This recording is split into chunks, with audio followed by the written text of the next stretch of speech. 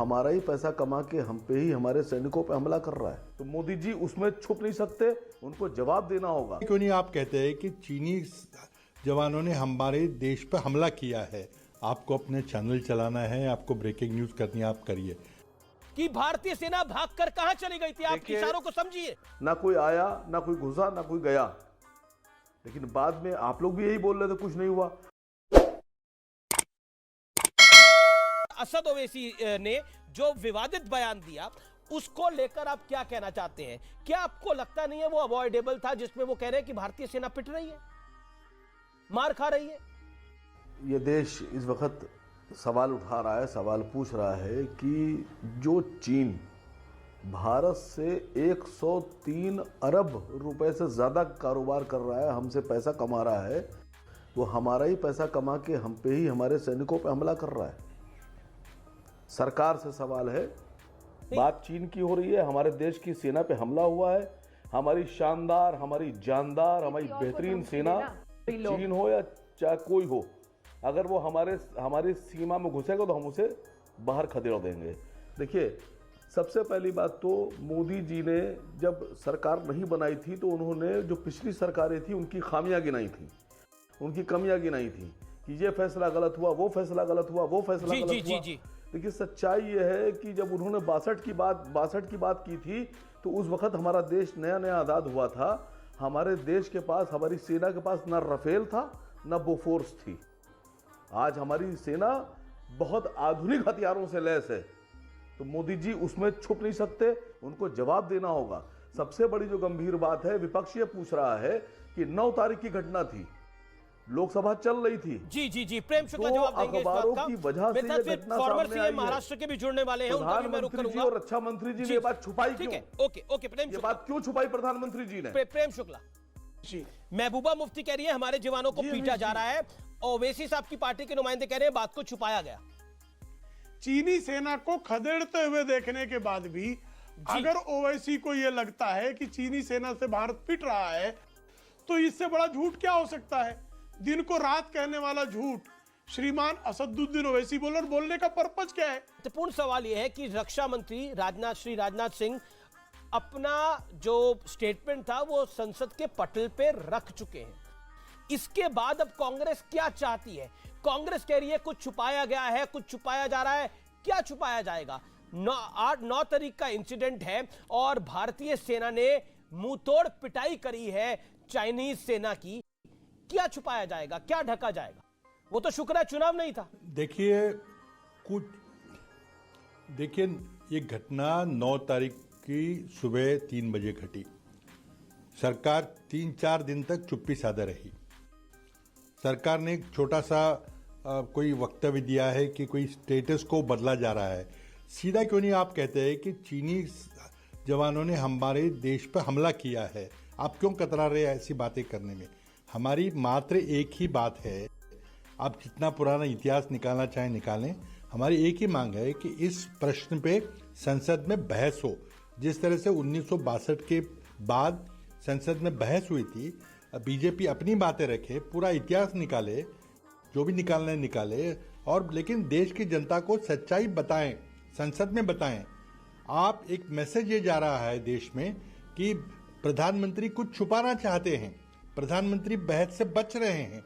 हमारी मात्र इतनी मांग है कि कल संसदीय परंपरा के अनुसार कल आप आइए और इस पर पूरी दिन भर की चर्चा करें, रात भर चाहिए तो रात भर चर्चा करें, जिसको जो बात कहनी है आप जो डिमांड कर रहे हैं सर 1962 के अंदर, सर 1962 के अंदर भारत हारा था चीन से, उसके बाद ये डिस्कशन हुआ था। आज वैसी परिस्थिति नहीं है, लेकिन आपका जो संदर्भ है मैं समझ रहा हूं। बहुत बड़ी एक्सक्लूसिव खबर लेकर हम आ रहे हैं तवांग पर। सबसे बड़ी खबर जो हाईएस्ट लेवल सोर्सेज हैं उनका दावा है भारतीय सेना के एक्शन से चीन के होश उड़ गए थे। प्रोफेसर रागी, इस समय जो हम खबर बता रहे हैं वो कुछ शक तो नहीं पैदा करती? अब क्या प्रूफ चाहिए और कि भगाया गया है उस रात चीन की सेना को यहां से? मैं ज्यादा डिटेल नहीं बता सकता किसी कारणवश। इससे ज्यादा डिटेल मेरे पास है इस समय कागज पर, मैं उसे नहीं बता सकता कि भारतीय सेना भागकर कहां चली गई थी। आप इशारों को समझिए। कि भारतीय सेना भागकर कहां चली गई थी? आप इशारों को समझिए। क्या बोला तूने?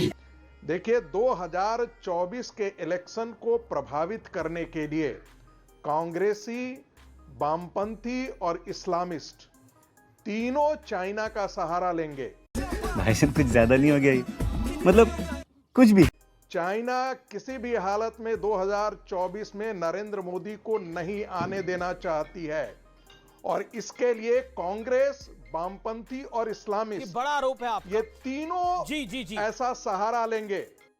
और मुझे सरकार से अपील है जी, पृथ्वीराज चौहान मेरे साथ जुड़े हुए हैं। मैं कि इस पर नजर रखें। जी आप हमारे साथ बने रहिए प्रोफेसर। आपको जो आरोप लगाया जा रहा है कि प्रोफेसर संगीत रागी एक है शख्स,